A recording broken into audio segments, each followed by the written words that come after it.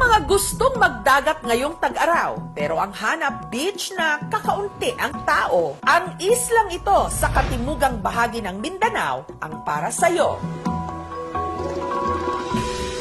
Presko ang hangin, pino at puting-puti ang buhangin. At sa linaw ng tubig,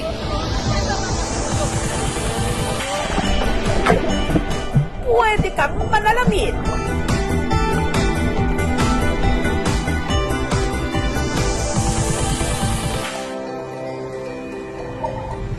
Ito ang Malamawi Island. Nakam ni Malamawi!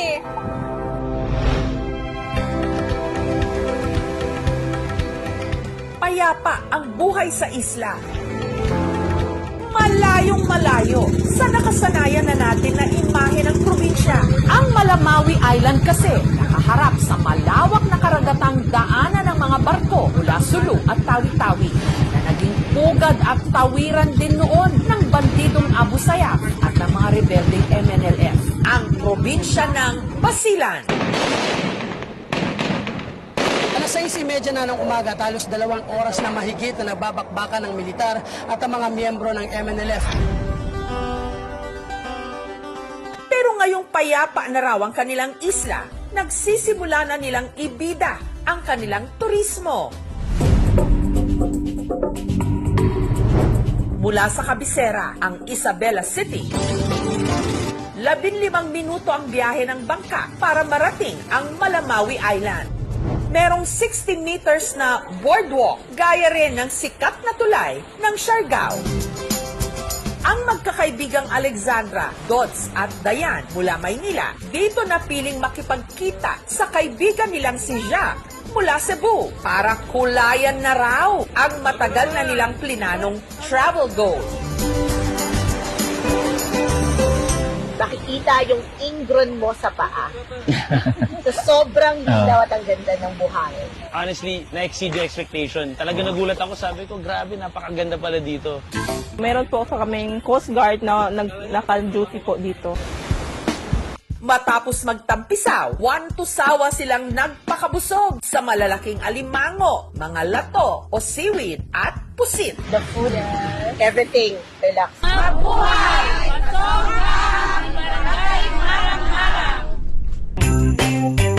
Sa kalapit na barangay, marami ring naha-harvest na kung tawagin tehe-tehe o sea urchin. Buat ako, ito na yung hanap buhay namin dito sa Marang-Marang. Mas maganda kung gabi. By buwan, lalabas talaga sila. Kailangan linisin muna yung tinik. Ang mga nahuling tehe-tehe, ikinapalaman nila ng bigas sa loob.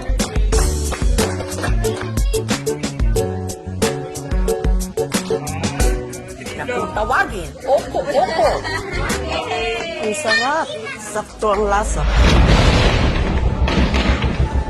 Naging laman dati ng balita ang Basilan nung madalas ditong mamataan ang mga rebeldeng MNLF, ang mga teroristang Abu Sayyaf na sangkot noon sa serye ng mga high-profile kidnapping mula taong 2000 hanggang taong 2001. Galing Holo, napunta sila dito, nag-re-recruit. Pero dahil sa kampanya ng mga gobyerno kontra 100 million terorismo, followers. unti-unti na rin daw napulbos ang grupo. Wala na tayong dapat kinakatakutan.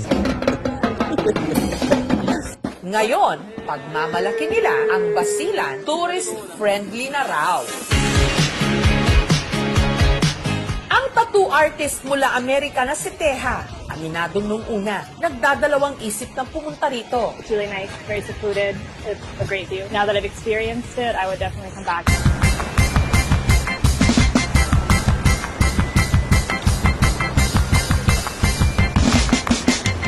45 minutes mula sa port ng Isabela City, mararating ang Lampinigan Island.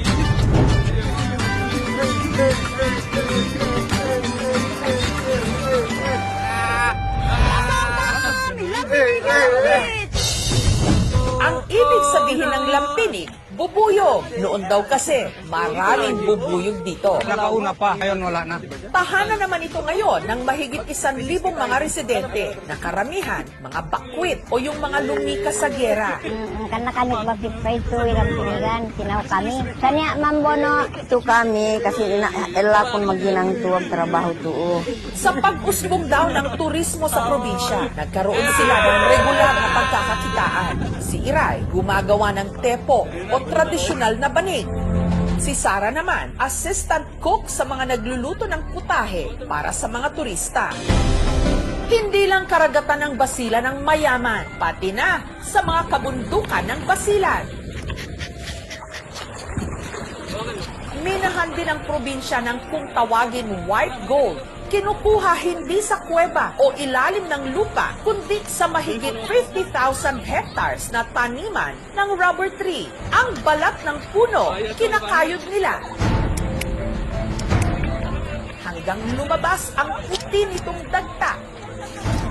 As a nature, makita talaga natin kung gaano kaganda ang mga puno ng mga rubber. Nakalinya-linya talaga siya.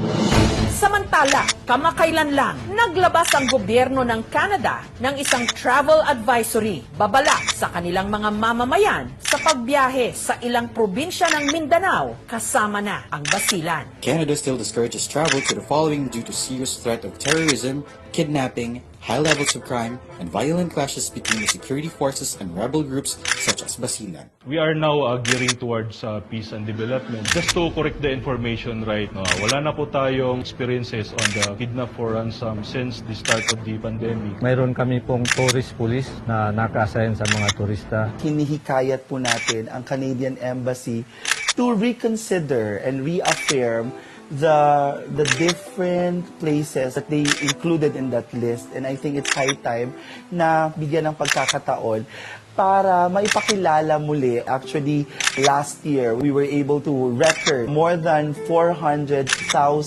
visitors, which included tourists. Ang Basilan.